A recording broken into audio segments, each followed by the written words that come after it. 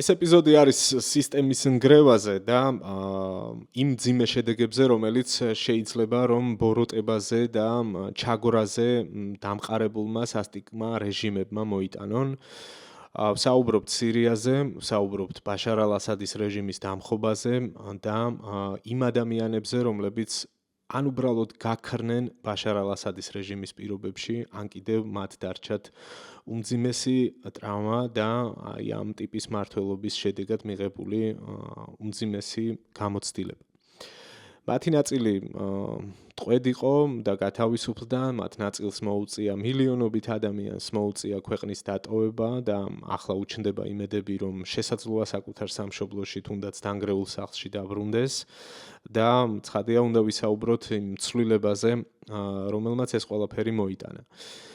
სათაურში და გარეკანზეც მიხვდებოდით, რომ ჩვენ ვისაუბრებთ სწორედ 2024 წლის დეკემბერში მომხდარ მოვლენებზე, რომლის შედეგად რამდენიმე საათში ფაქტობრივად ბლიცკრიგით ჩამოშალეს ბაშარ ალ-ასადის რეჟიმი, მას მოუწია საბოლოოდ მის ერთ-ერთ მთავარ მფარველთან ირანის შემდეგ რუსეთში გაქცევა პუტინთან და იქ აფარებს დღემდე თავს და ამ ცვლილებების სათავეში იყო აჰმად ალ-შარა, სირიის ამჟამინდელი პრეზიდენტი, ხოლო მანამდე კაცი, რომელიც ოფიციალურად იყო შეტანილი ტერორისტების სიაში და ამერიკის შეერთებულ შტატებს მასზე დაწესებული ჰქონდა 10 მილიონი დოლარი ჯილდო. თავად ეს პერსონა, მისი ტრანსფორმაცია, ის თუ როგორ მოახერხა წარსულში ტერორისტმა, შემდეგ უკვე პოლიტიკური მხარდაჭერის მოპოვება იმ დონის დასავლეთიდან, რომ ის ხელს ართმევს მაკრონს, ტრამპს და სხვა დასავლელ ლიდერებს და მას ახლა ტაშს უკრავენ, იყო მთავარი მიმზიდველი თავდაპირველად, ისევე როგორც მთელ მსოფლიოში, ხო, ეს ამბავი ძალიან რეზონანსული გახდა, ეს ამ ფოტოებმა მოიარა არაერთი მედია საშუალება მსოფლიოში და მთელი მსჯელობა და დისკუსია მიდის ახლაც, რომ ეს არის სწორი, არის არასწორი, როგორ მოხდა ისე, რომ გუშინ ტერორისტი იყო და 10 მილიონად იყო შეფასებული და დღეს ვიღაცები მხარდაჭერას უცხადებენ და ლამის დემოკრატიის რაღაცა შუქურად შერაცხეს, ხო? ეს დისკუსია ახლაც გრძელდება. გნებავთ დარჩეს ის თქვენთვის გმირად, გნებავთ დარჩეს ტერორისტად, ეს სხვა საკითხია, თუმცა მე აი ამ ეპიზოდის ჩაწერის ინსპირაცია აბსოლუტურად სხვა ამბავმა მომცა, რომელიც აი ამ სენსაციის მიღმა აღმოვაჩინე, შეიძლება ითქვას. აღმოვაჩინე მთელი ის ტრაგედიები, რომლის შესახებაც უნდა მოგიყვეთ და მეტიც ძალიან გულწრფელად გეტყვით, რომ რამდენჯერმე ღამეც კი მესიზმრებოდა ერთ-ერთი ის ადამიანი, რომელიც ამ ვიდეოში თქვენ შეგხვდებათ, ეს არის მაზენ ალ-ჰამადა, რომელიც არის ერთგვარად სახეც და ხმაც იმ ასეულობით 1000 ადამიანის, რომელმაც უდიდესი ტრავმა გამოიარა და გარდა ამისა, მაზენ ალ-ჰამადა არის ერთგვარი სიმბოლო წინააღმდეგობის, არის სიმბოლო აქტივიზმის და არის ამ ამბავში ძალიან დიდი დრამა, რაც საბოლოოდ მიდის ამ კაცის ცხოვრების დასრულებამდე. როდესაც მე ამ კაცის ისტორია მოვისმინე და ის კადრები ვნახე, რომელსაც თქვენც გაჩვენებთ, ვერაფრით ვერ დავიტოვებდი მხოლოდ ჩემთვის და მომინდა რომ ძალიან ბევრ ადამიანს ენახა ეს ყველაფერი. მნიშვნელოვანი იყო გააზრებისთვის, ანუ უფრო ცხადად გააზრებისთვის, თუ რას ნიშნავს სისასტიკე, რას ნიშნავს რეჟიმი და გარდა იმისა, რომ ეს უკვე ფაქტია და ეს ფაქტები მოხდა სირიაში ამ შემთხვევაში, ხო, რაზეც ვსაუბრობთ. ეს არის სიმპტომები, რომელიც ყველა რეჟიმის შემთხვევაში ერთია და ეს არის, არ ვიცი, ალბათ შესაძლოა იყოს ერთგვარი ჭერი, აი სადამდე შეიძლება მივიდეს სასტიკი რეჟიმი და სადამდე შეიძლება მივიდეს აი სისტემა, რომელიც ტერორზე არის დამყარებული და სისტემა, სადაც თვითონ ამ სისტემის ნაწილებსაც კი ერთმანეთის ეშინიათ და მათ შორის მოგიყვებით მე დახოცილ ადამიანებზე, რომლებსაც ფოტოებს უღებდნენ და ამის ერთადერთი ახსნა რატომ უღებდნენ ფოტოებს, ის არის რომ სისტემა მათგან მოითხოვდა დადასტურებას, რომ მათ ნამდვილად დასაჭეს ადამიანების სიკვდილით. წინააღმდეგ შემთხვევაში ისინი თავად შეიძლებოდა გამხდარიყვნენ მსხვერპლი.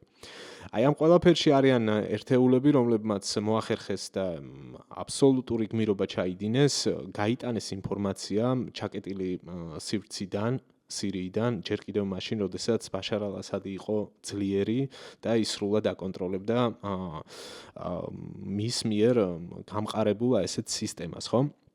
ამაზეც გზადაგზა მოგიყვებით. რადგან ვახსენე მაზენ ალ-ჰამადა ახარ გავაგრძელებ ბევრს, მე მინდა რომ დღევანდელ ეპიზოდში მისი ინტერვიუ შემოგთავაზოთ, თუმცა ვიდრე მას მოусმენთ და ნახავთ. მანამდე აუცილებლად უნდა შევეხოთ ამ ადამიანის პრეისტორიას და როგორ მოხდა ის ციხეში, ხო? ანუ ის იყო ჩვეულებრივი ბიჭი, რომელიც ჩაერთო 2011 წლიდან, მას შემდეგ რაც დაიწყო წინააღმდეგობის მოძრაობა, პროტესტი სირიაში რეჟიმის წინააღმდეგ და ეს არის აი არაბული გაზაფხულის პერიოდი, ვიდრე დაიწყებოდა სამოქალაქო დაპირისპირება და შემდეგ უკვე გადაიზრდებოდა ეს ყველაფერი ომში. აი ამ პერიოდში დააკავეს სწორედ მაზენ ალ-ჰამადა და შემდეგ ის უკვე თავად ყვება რაც მოხდა.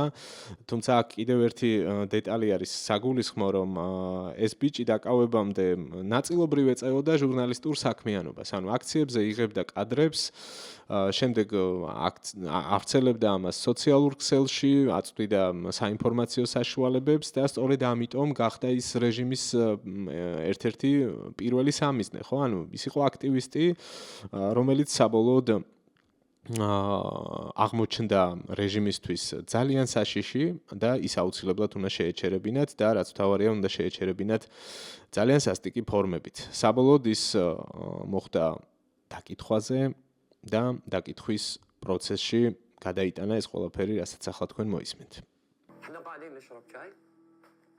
ვისხედით ჩაის ვსვამდით და ერთმანეთს ვეხუმრებოდით. უცებ უშიშოების ხალხის რეიდი დაიწყო. თავზე ტანსაცმელი წამოგვახურეს და მანქანის საბარგულებში ჩაგვყარეს. ასე მიგვიყვანეს სადღაც. ვეკითხებოდი სად ვარ მეთქი. მითხრეს რომ მაზეს აეროპორტში საჰაერო ძალების საგამოძიებო განყოფილებაში ვიყავი.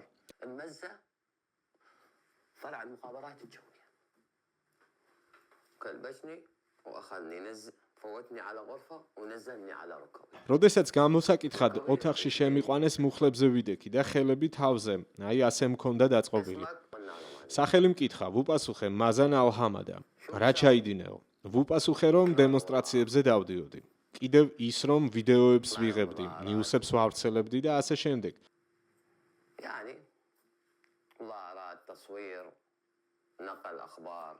შემდეგ ასეთი ჟესტი გააკეთა.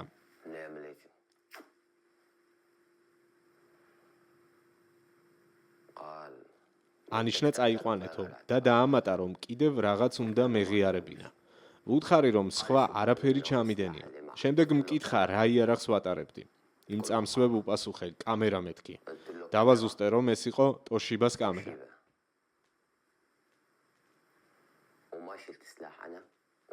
რომ ასევე არ მქონდა არანაირი იარაღი და რომ იარაღი მძულდა. შემდეგ თქვა, მე ეს ჩვენება არ მჭირდება და წაიყვანეთო. წამიყვანეს, იატაკზე ზურგზე დამაწვინეს და ნეკნები ჩამიმტრიეს. ზედ მახტებოდნენ, ვგრძნობდი ჩემი ნეკნები, როგორ იმტრეოდა. შემდეგ მუცელზე გადმომატრიალეს და ზურგზე მახტებოდნენ. სახეში მირტყამდნენ მუშტებს, ხელკეტებს. შემდეგ ჯერზე უფროსმა მკითხა, ანუ არ გინდა რომ აღიარო. უნდა აღიარო თუ ამას არ იზა, მოგკლავთ. ისევ გაუმეორე, რაც მე მქონდა გაკეთებული და მეორე ეტაპი დაიწყო.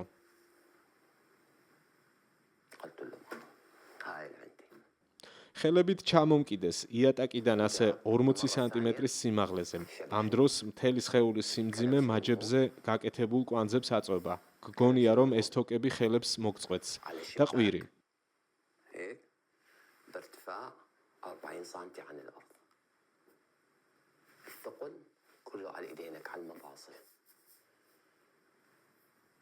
فالكلبشات مو تحس فتحسها راح تقطع لك ايدينك تصرخ بيحط لك შენმა ხმამ რომ ისინი არ შეაწუხოს, კბილებში ქამარს გიტენიან. أقول لك عض عليه ما بدي أسمع صوتك فوت بعد ما როდესაც ისევ გამოკითხვაზე შემიყვანეს ცემის შემდეგ, მან მითხრა: قال لا مش مهم. შენ ნახავ, როგორ გაიძულებთ რომ აღიარო. جابوا كلام ამ დროს ხამუთი მოიტანეს. მე მგონი ინგლისურადაც ასე ქვია, ხამუთი. მას სპეციალური მომჭერი აქვს. وإذا ما اندرج هاند يحطه بالجهاز الذكري ეს ხამუთი პენისზე მომახვიეს. ამ დროს მთლიანად შიშველი ვიყავი და ნელ-ნელა დაიწყეს ხამუთის მოჭერა. ويحط الكلامب ويبلش يشد ის თანდათან გიჭერს და გრძნობ რომ საბოლოოდ პენისს მოგაჭრის. ويطبقهم على جهازك الذكري آخر شيء تحسه إنه راح يقطع لك إياه واحد من ამ დროს მეორე ბადრაგი უკნიდან ჯოხს გიტენის. المؤخرة تبعك ეს წარმოუდგენელი ტანჯვაა. ადამიანის ტვინს ამის წარმოდგენა არ შეუძლია. تصور عقل البشري ما ასეთი წამების დროს ბევრი ადამიანი მოკვდა. ناس ماتت كثير تحت التعذيب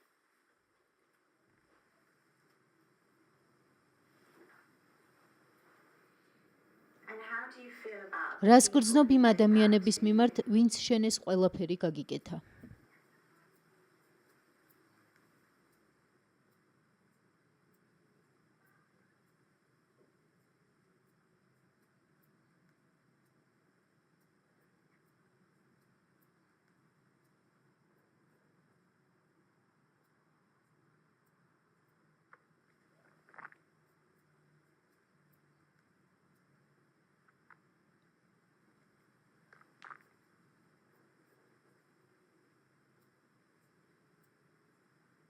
في الله بيحسب მათ ღმერთი აგებინებს პასუხს.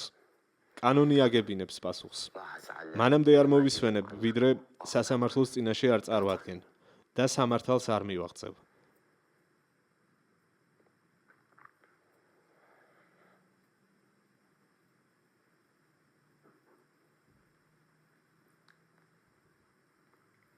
სამართალს ჩემი და ჩემი მეგობრების გამო, რომლებიც დახოცეს. თუნდაც ეს სიცოცხლის ფასად დამიჯდეს, ბოლომდე მივყვები. ولا بجيبوا مرقبة რაც ვნახეთ და მოვისმინეთ, ალბათ ყველაფერს ამბობს, ხო? და დამეთანხმებით იმ შეფასებაში, რომ ეს ადამიანი არის უდაოდ გამოხატულება ასობით ათასი სერიალის, რომელმაც თავის თავზე გადაიტანა რეჟიმის სისასტიკე. არ ვიცი, პაუზები, ცრემლები, სახე, რეაქცია იმ ადამიანებზე, როდესაც საუბრობდა მათ ვინც მას ეს ყველაფერი გაუკეთა, ხო? და ჩემთვის საინტერესო იყო ბოლო ნაწილი, სადაც ის ამბობს, რომ მისთვის ძალიან მნიშვნელოვანი არის სიმართლის დადგენა, მისთვის სამართლიანობის აღდგენას აქვს უდიდესი მნიშვნელობა და მზად არის, რომ სიცოცხლის ბოლომდე იბრძოლოს იმისთვის, რომ ვინც დააშავა, ის წარსდგეს სასამართლოს და მართლმსაჯულების წინაშე. ეს ინტერვიუ ჩაწერილი არის მას შემდეგ, რაც მაზენ ალჰამადა გათავისუფლდა რამდენიმე წლიანი პატიმრობის შემდეგ და წავიდა ევროპაში. იქ ის იყო აქტივისტი, ძალიან ცდილობდა, რომ ეაქტიურა და ყველასთან მიეტანა ხმა სირიელი ხალხის. და იმ გასაჭირის, რომელიც მათ ჰქონდათ. და სწორედ ალჰამადას არაერთი ინტერვიუ და მისი ჩვენებები არის გახდა არაერთი ანგარიშის საფუძველი, რაც შემდეგ უკვე გაეროს რეზოლუციებს მათ შორის დაერთო და თან მოხდა მსოფლიოში იმის გააზრება, თუ რამხელა სასტიკ რეჟიმს ხელმძღვანელობდა ბაშარ ალ-ასადი. და თანდათან ხელი შეუწყო ამ რეჟიმის იზოლაციას საბოლოოდ. თუმცა აქ არის ძალიან დიდი დრამა, რაც ეხება უკვე მაზან ალჰამადას უკან სირიაში დაბრუნებას. მას შეიძლება ითქვას, რომ ულტიმატუმი წაუყენეს, მისი და იხსენებს ბოლო ინტერვიუებში, რომელიც სულ ცოტა ხნის წინ არის ჩაწერილი, რომ მას წაუყენეს ესეთი პირობა, რომ ან დაბრუნდებოდა სამშობლოში, ან მის ოჯახის წევრებს უბრალოდ დახოცავდნენ და ვერ გადარჩებოდნენ ისინი. თან აქვე იყო ერთ-ერთი ცინიკური დაპირებაც თურმე, რომ თუ ჩავიდო და იქ არაფერს არ დაუშავებდნენ. ცხადია, მაზან ალჰამადა მიცოდა, სადაც მიდიოდა და რაზეც მიდიოდა, მაგრამ მისი პერსონის შესახებ კარგად მეტყველებს თავად ეს გადაწყვეტილებაც, რომ იმის მიუხედავად, რომ ერთხელ დაპატიმრებული, მერე გაშვებული, რომელმაც მთელ მსოფლიოს სიმართლე მოუყვა და დოკუმენტურ ფილმებში, მათ შორის ალ-ჯაზირას გადაღებულ ფილმებში არის მისი ამბობი, ცხადია, რომ ის იყო შურისძიების ობიექტი. და ამ შეცდომას აღარ დაუშვებდა რეჟიმი ხელმეორედ და მას აღარ გაუშვებდა თავისუფლებაზე, მაგრამ ის წავიდა, იმიტომ რომ დაიცვა თავისი ოჯახის წევრები ამით, რომლებიც დღესაც ცოცხლები არიან, ხო? და ჩასვლის შემდეგ ის უკვე ხვდება სიდნაიას ციხეში. სიდნაიას ციხე კი არის ცალკე თავი ბაშარ ალ-ასადის სისასტიკეზე, როდესაც საუბრობთ. ამ სისტემაში იყო არაერთი სასჯელ ახსრულების თუ რა ვიცი როგორ დავარქვა, ცოტა არასერიოზული გამოდის, არასერიოზულიც კი გამოდის, ხო, რაღაც სასჯელის ახსრულებაზე, რომ ჩვეულებრივი სასაკლაოები იყო ეს დაწესებულებები, რომელიც 10-ზე მეტი იყო მთელი სირიის ტერიტორიაზე და სიდნაიას ციხე იყო ამისი ყველაზე ესეთი თვალსაჩინო სახე. მთლიანობაში 4 უსაფრთხოების სისტემა მუშაობდა სირიაში, ასადის რეჟიმის დაქვემდებარებაში და ისინი ანაწილებდნენ მსჯავრდებულებს სხვადასხვა მიმართულებით, იმის მიხედვით თუ ვისი დასჯა უნდოდათ ჩუმად და გაქრობა, ვისი დასჯა უნდოდათ სანახაობრივად და იმისთვის რომ სხვებისთვის ყოფილიყო ეს სისასტიკე სამაგალითო. აი ამ სისასტიკის მთავარი ღერძი იყო სიდნაიას ციხე, სადაც არის უდიდესი ტრაგედიები და ამ ციხეში დაასრულა საბოლოოდ სიცოცხლე მაზან ალ-ჰამადამ. და ყველაზე სამწუხარო ამ ამბავში ის გახლავთ, რომ ეს მოხდა, მისი მკვლელობა მოხდა სირიის რეჟიმის ჩამოგდებამდე, ასადის დამხობამდე, შეიძლება რამდენიმე საათით ადრე. იმიტომ რომ როდესაც აჰმედ ალ-შარას დაჯგუფებამ ბლიცკრიგით აიღო დამასკო, პირველი რაც გააკეთეს და ამის დოკუმენტები არსებობს, ამის კადრები არსებობს, რეპორტაჟები არსებობს, დაიწყეს მაშინვე ძებნა უკანონო პატიმრების და ტყვეების და პირველი ცხადია იყო სიდნაიას ციხე, საიდაც გაემართა ხალხი, ის ციხის კარებები იყო ჩაკეტილი, გაახსნეს როგორღაც, გააღეს მიწისქვეშა ადგილებში, დაიწყეს სპეციალურ საკნებში, განყოფილებებში მიწისქვეშ დაიწყეს ადამიანების ძებნა, თუმცა ბევრი ცოცხალი ვერ გადარჩა საბოლოოდ ესე მოხდა. ძალიან ბევრი ადამიანი გათავისუფლდა და არის ძალიან ემოციური კადრები, სადაც ეს ხალხი გამოდის და არ ჯერათ უბრალოდ რომ თავისუფლები არიან, ამას შევეხები შემდეგ ნაწილში, მაგრამ აქ იყო სწორედ ეს სამწუხარო მომენტი, რომ ალ-ჰამადას ცხედარი იპოვეს იქ და ის იყო ნაწამები, ის იყო ტრავმები ჰქონდა, სხეულზე აღენიშნებოდა ეს ყველაფერი და იყო დაავადებებიც, რომელიც განუვითარდა უკვე 2020 წლის შემდეგ, რაც მოხდა ხელახლა ციხეში და არის ასევე მოხდა კადრებში და საბედნიეროდ ეს მაინც შემორჩა ისტორიას, სადაც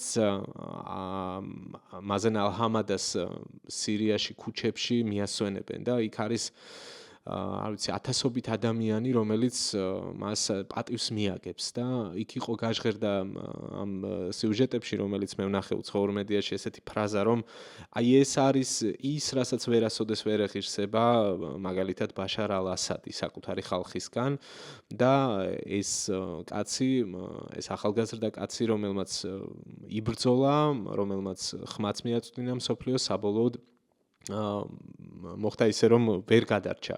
არადაც ძალიან ახლოს იყო, ხო? ანუ რამდენიმე საათი, შესაძლოა 1 ან 2 დღე აშორებდა იმას, რომ მისი ოცნება ყოფილიყო ახდენილი და მას ენახა ასადის რეჟიმის დამხობა თავის სამშობლოში და ენახა სიდნაიას ციხე გარედან. თუმცა ხო, ნუ არის ისეთი ისტორიებიც და მე ვახსენე რომ ბევრი ადამიანი გადაარჩინეს ამ მომენტში, ვინც მოახერხა და ნახა ეს ყველაფერი, მათ არ ჯეროდათ რომ ოდესმე ღირსებოდათ თავისუფლება, არ ჯეროდათ რომ დაემხობოდა ეს საშინელი რეჟიმი, რომელსაც ჯერ ბაშარის მამა მართავდა და შემდეგ უკვე შვილმა გადაიბარა, მაგრამ ეს მოხდა მათთვის ძალიან მოულოდნელად და მე გაჩვენებთ ახლა ერთი ინტერვიუს ასევე, რომელიც არის ყოფილი პატიმრის მონათხრობი და ის ძალიან კარგად აღწერს რა ხდებოდა ამ ციხეში და რას გრძნობენ ახლა ადამიანები, რომლებიც საბოლოოდ გათავისუფლდნენ ამ ყველაფრიდან და როგორც ცდილობენ ისინი, რომ ხელახლა ნოლიდან ნანგრევებზე დაიწყონ ისევ ცხოვრება. მე ვარ აბდულ რაჰმან ალ-მოკდადი, ბოსრა ალ-შამიდან. 2018 წელს ტერორიზმის ბრალდებით დამაკავეს. არავის არ წარმოედგინა, რომ დადგებოდა დღე, როდესაც გავთავისუფლდებოდით და სიდნაიას ციხეს გარედან ვნახავდით. صيدنايا من برا وانه احنا كنا لما نقعد نحسد العصفور ჩვენ გვშურდა ჩიტების ნამცეცებს ვუყრიდით ხოლმე, რომ ახლოს მოსულიყვნენ. ისინი თავისუფლები იყვნენ, ჩვენ კი ტყვეები. مواقف شايف هاي كنا نفوت من هون პირველად აქედან შეგვიყვანეს. يقبلونا هون كان هون شوفي يجيبوا يحطونا ამ გალიებში გაგვანაწილეს. يحطونا بالاقفاص هاي هون بعدين تطلع بتمشي هيك გადაადგილების დროს თავი უნდა დაგვეხარა და აი ასე ხელები აგვეფარებინა, რომ ციხის თანამშრომლებისთვის არ შეგვეხედა. თუ შევხედავდით, სასტიკად გვცემდნენ და გვაწამებდნენ.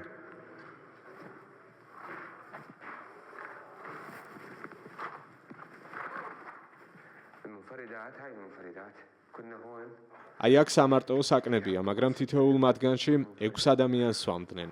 ამ საკანში მე მეექვსე ვიყავი. საჭმელს იატაკზე ყრიდნენ ხოლმე, რომელიც მწერებით იყო სავსე.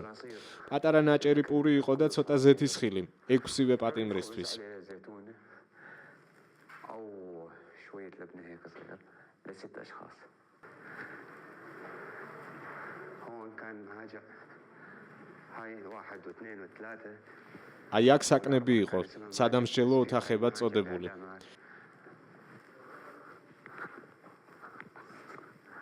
قضيت سنه و10 شهور انام هون بالجبل ერთი წელი და 10 თვე აი ამ კუთხეში მეძინა.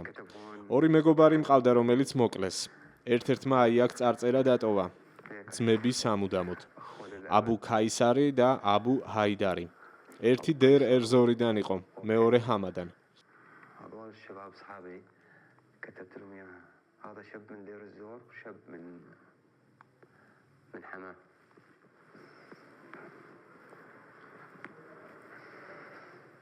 جثث نقعد نتفرج ხედავდით ხოლმე აქ გვამებს როგორ მიათრევდნენ. ერთმა პატიმარმა ნახა აქ როგორ გაათრიეს მამამისის ცხედარი. هو قدامه ما عرف მან არც კი იცოდა ამ დროს, რომ მამამისი ციხეში იყო. بيت الصخري من درهم معاشي كثير كانت هون ეს ბევრი ტრაგედიის და ტანჯვის ადგილია, ბევრი მკვლელობის. ერთხელ მცემდნენ და წამოვიყვირე, არა ღვთის გულისათვის მეთქი. მათ მიპასუხეს რა ღმერთი აქ, ღმერთი არ არსებობს. الله يفيد قال لي اي الله ما في الله هنا فرجيني لما نزلت رجلي قال لي لا لا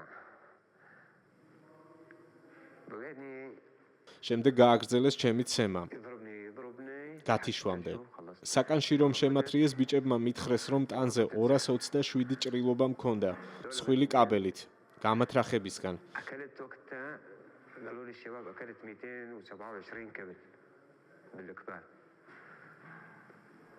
يمكن ضليت شي شهر لحتى قدرت امشي على رجلي ერთი თვე ამის შემდეგ სიარული არ შემეძლო. من اليأس وانه احنا كنا محكومين ვერაფრით წარმოვიდგენდით, რომ რეჟიმი დამარცხდებოდა და ჩვენ გავთავისუფლდებოდით.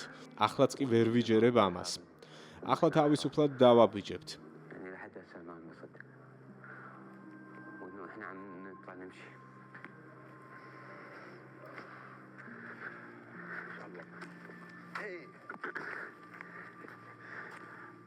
كل ما افيق الصبح عم بقول اني ყოველ დილით, როდესაც ვიღვიძებ, მგონია, რომ ისევ სიდნაიას ციხეში ვარ. შემდეგ ვფხიზლდები, გარშემო ვიყურები, რეალობაში ვბრუნდები და აღმოვაჩენ ხოლმე, რომ სახლში ვარ, დავბრუნდი, სადაც დაბრუნებას ვერც კი წარმოვიდგენდი.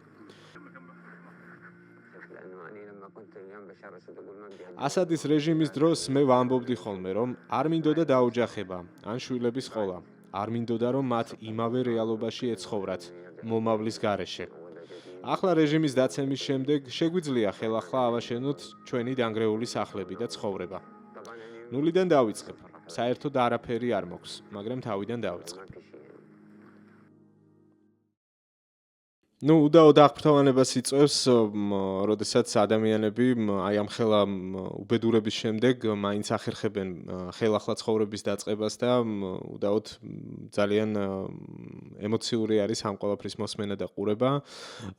თუმცა კიდევ ერთხელ უნდა გავიმეორო, რომ ბევრს ძალიან არ გაუმართლა. როდესაც ვსაუბრობთ იმაზე, რომ რეჟიმი მასობრივად ხოცავდა ადამიანებს, ალბათ საინტერესო იქნება გარკვეული დასაბუთებული რაც არის ყოველ შემთხვევაში იმ ციფრების დასახელებაც. მაგალითად დამასკოს გარე ნაწილში დაახლოებით 40 კილომეტრის მოშორებით აღმოჩენილი არის მასობრივი სასაფლაოები, სადაც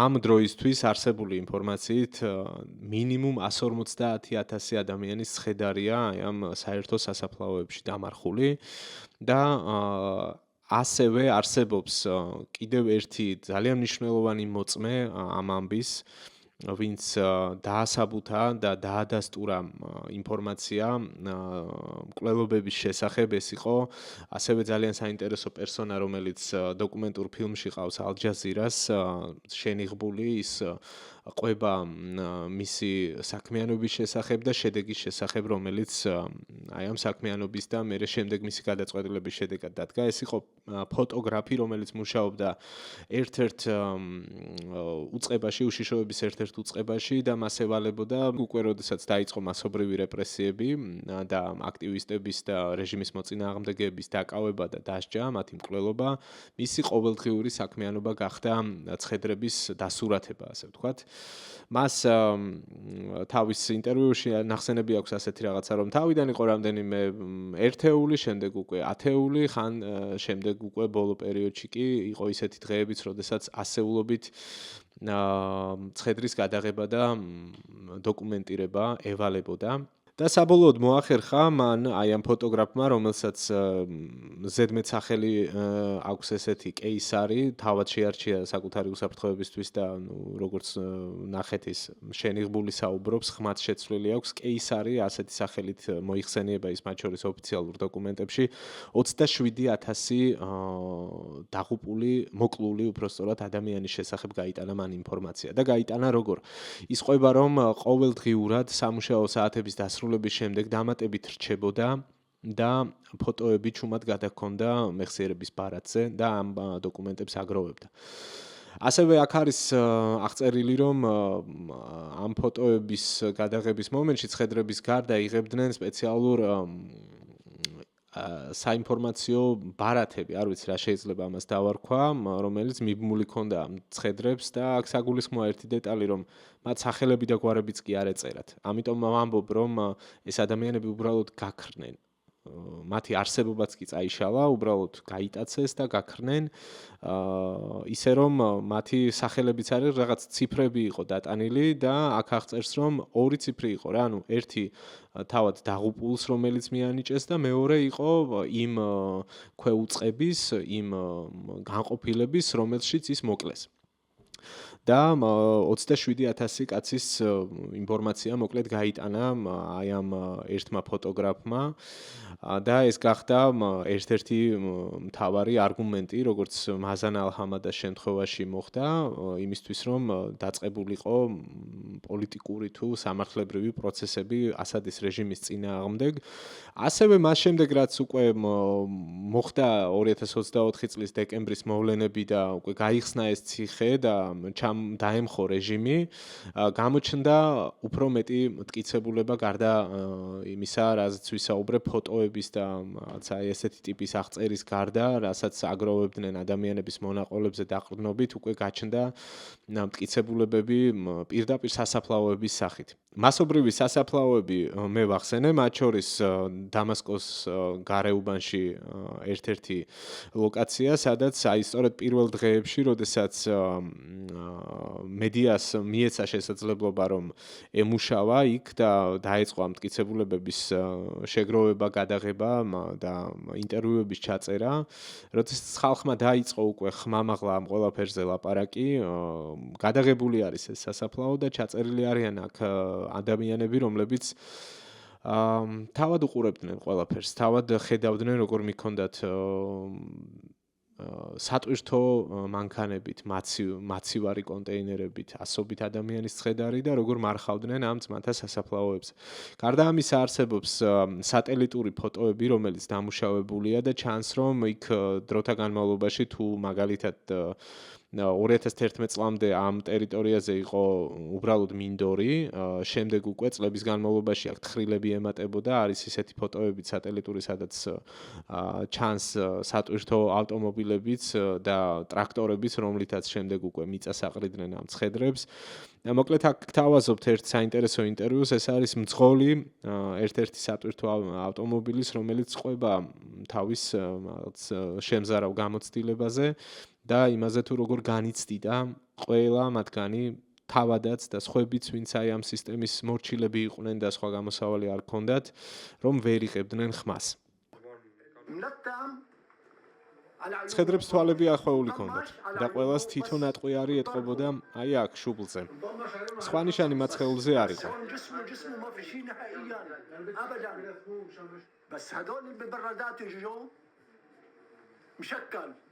ცხედრების სატვირთოების მაცივარ კონტეინერებში ერთმანეთში იყო არეული.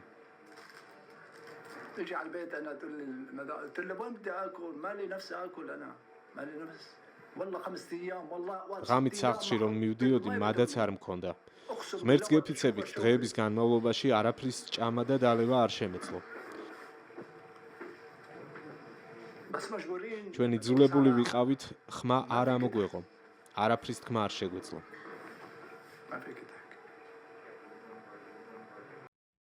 انا شفت مره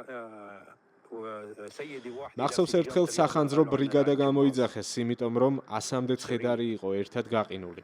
دفنوه لانه لفتت نظري انه عم ينزلوا كانت بعدها بلباس الرياضه ისინი ერთმანეთისგან უნდა გაეცალკევებინათ, რომ დაემარხათ, მაგრამ ისე იყო გაყინული, ვერ შეძლეს. სახანძრო ბრიგადა წყალს ასხამდა, ვიდრე ყინული არ გავყვა. მხოლოდ ამის შემდეგ დაიწყეს დამარხვა. جابوا الاطفائيه لحلوا الثلج عنا بالاطفائيه البلديه لذابت الثلج عنهم بعدين نزلت الجثث. ძალიან ბევრი საინტერესო ინტერვიუ შემომხდა, ძალიან ბევრი სენსიტიური კადრი, როდესაც ამ ამბავს ვიკვლევდი, თუმცა საბოლოოდ შევარჩიე ეს სამი მომიწია შეკვეცა, ასე ვთქვათ და მე მგონია, რომ ეს სამი ინტერვიუ, რომელიც შემოგთავაზეთ, საკმაოდ კარგად აღწერს იმ ტკივილს, რაც მთლიანობაში სირიელმა ხალხმა გადაიტანა და როდესაც ადამიანურ ტრაგედიებზე ვსაუბრობთ, აქ კიდევ ერთი დეტალი მინდა ვახსენო, რომ ბევრმა დღესაც არ იცის მისი ოჯახის წევრები არიან თუ არა ცოცხლები. როდესაც სიდნაიას ციხე გაიხსნა, იქ იყო კადრები, რომ იატაკზე ეყარა ფურცლები. ეს იყო ინფორმაცია პატიმრების შესახებ, ან უკვე მოკლულების შესახებ, ხო? და რატომღაც ამ ციხეში ამ ინფორმაციას ინახავდნენ. იქ ადამიანები პირდაპირ იატაკზე იქექებოდნენ და ეძებდნენ თავის ოჯახის წევრებს, ბევრმა მიაგნო, დაღუპულებს, ბევრი გათავისუფლდა ციხიდან, ბევრი სპედი კი დღემდე არ იციან. ხო, და ეს კითხვა ისმის მუდმივად, რატომ ინახავდნენ აი ამ დოკუმენტებს მაგალითად, ხო, რაში ჭირდებოდათ? ან რატომ იღებდა ის ფოტოგრაფი, რატომ ააღებინებდნენ აი ამ ფოტოებს, ხო? ამის ერთ-ერთი აი ამაზე მსჯელობისას ასეთ დასკვნამდე მივიდნენ, რომ ეს ყველაფერი უკავშირდება შიშს, რომელიც თვითონ სისტემის შიგნით არსებობდა და თუ სწორად მახსოვს, ეს მე დასაწყისშიც ვახსენე, ხო? ანუ სისტემის ნაწილებს ამ ხალხს, ვინც ძალადობდა, ვინც იყო პასუხისმგებელი ადამიანების დასჯაზე, სამაგალითოდ ისე რომ შემდეგ ეს ინფორმაცია ნაწილობრივ გასულიყო და ყველას ქონოდა შიში რეჟიმის, მათ უნდა დაესაბუთებინათ, ეს უნდა ეჩვენებინათ საკუთარი დამკვეთებისთვის და საბოლოოდ ეს ინფორმაცია იყრიდა თავს ბაშარ ალ-ასადთან, რომელიც შემდეგ, როდესაც გაჟონა ამ ინფორმაციამ მათ შორის აი ამ პირების მეშვეობით, ხო, და უსვამდნენ მედიაში, საერთაშორისო მედია უსვამდა მას კითხვებს, ურცხვად უარყოფდა და ამბობდა, რომ ეს იყო fake news. ესაც ერთ-ერთი სიმპტომია, ხო, რომ ყველა მოძალადე და ყველა რაღაც დიქტატორი უარყოფს, რომ არა, ის კეთილშობილ მიზნებს ემსახურება თურმე და აჯანყებულებს ებრძვის და არავის არ აწამებდნენ და ამ დროს ძალიან კარგად იცოდა ბაშარ ალ-ასადმა რაც ხდებოდა მის მიერ მის დაქვემდებარებაში არსებულ სისტემაში. ადამიანურ ტრაგედიებზე, როგორც თქვი, ძალიან ბევრი საუბარი შეიძლება. და არ უნდა დაგვავიწყდეს ასევე პრინციპში ის რაზეც დავიწყეთ, ხო? ანუ ამ ეპიზოდის ჩაწერა, საიდან წამოვიდა ეს განახლებული ინტერესი, რამაც საბოლოოდ მიგვიყვანა იქამდე, რომ ბევრ რამეს აეხადა ფარდაგზა და ბევრი სხვადასხვა ტიპის ინფორმაცია გახდა ხელშესახები. ეს არის ცვლილება, პოლიტიკური ცვლილება, გადატრიალება, რამაც გამოიწვია ბაშარ ალ-ასადის რეჟიმის დამხობა. ეს არის ცალკე სასაუბრო თემა. და აქედან გამომდინარე, მოდით ესე გადავწყვიტოთ ამ ეპიზოდს გავყოფ შუაზე და შემდეგ ნაწილში, მეორე ნაწილში სირიაზე საუბრის მეორე ნაწილში შემოგთავაზებთ ინფორმაციას თავად ამ რეჟიმის შესახებ, ბაშარ ალ-ასადის შესახებ, ვინ იყო, საიდან მოვიდა, საიდან აღმოჩნდა ის ამ თანამდებობაზე, იქიდან გამომდინარე, რომ აქვე ვიტყვი, რომ ის არ მოიაზრებოდა მამის მემკვიდრეობის გამგრძელებლად, მას ყავდა ძმა, რომელიც ბასილი, რომელიც იყო იდეაში შემდეგი მემკვიდრე ასადების მმართველობის, მაგრამ საბოლოოდ აღმოჩნდა ბაშარი ამ პოზიციაზე და ძალიან საინტერესო ტრანსფორმაცია განიცადა მანაც. ამ ყველაფერზე მოგიყვებით, ცხადია უნდა მოვყვეთ თავად ალ-შარას შესახებ, აჰმედ ალ-შარას შესახებ, თუ როგორ ტრანსფორმირდა ის ტერორისტული დაჯგუფებების წევრობიდან თანამედროვე სირიის ლიდერამდე. ეს არის ძალიან საინტერესო ეს ყველაფერი, როგორ მოახერხა მან ლავირება, ხან ერთ დაჯგუფებაში იყო, ხან მეორეში, შემდეგ მან თავად შექმნა საკუთარი დაჯგუფება და მოახერხა ის, რომ ბლიცკრიგით აიღო დამასკო. ამ ყველაფერზე მოდი შემდეგ ნაწილში მოგიყვებით. ძალიან დიდი მადლობა თუ მისმინეთ ბოლომდე და დაინტერესდით ამ თემით. კიდევ ერთხელ ვიტყვი, რომ ძალიან ჩემთვის ემოციური იყო ეს ამბავი. გარდა იმისა, რომ როგორც ჟურნალისტისთვის იყო საინტერესო, სუფთა ადამიანურად იყო ძალიან ემოციურად გულთან მისატანი და მინდოდა რომ გამეზიარებინა თქვენთვისაც. მიხარია თუ მოგეწონათ ეს ვიდეო, თუ არ გაქვთ ჩემი არხი გამოწერილი redline-ი, ჩვენი არხი, ასე ვთქვათ, ხან ინდივიდუალურად წერ ხოლმე ინფორმაცია ვიდეოებს და ხან გთავაზობთ პოდკასტებს თათო შარიქაძესთან ერთად, მიმდინარე პოლიტიკურ თემებზე, როგორც შიდა, ასევე საგარეო პოლიტიკაზე, გამოიწერეთ ჩვენი არხი. და გამოხატეთ თქვენი მოსაზრებები ასევე კომენტარებში აუცილებლად დაგვიკომენტარეთ. დაელოდეთ შემდეგ ეპიზოდს. მოკლედ დაგვიჭირეთ მხარე, ასევე ინფორმაციას დავტოვებ ვიდეოს აღწერაში იმისთვის, რომ თქვენ თუ გსურთ ჩვენი მხარდაჭერა დაგვეხმაროთ ფინანსურად და ამით ხელი შეგვიწყოთ განვითარებაში. დაგემშვიდობებით დროებით.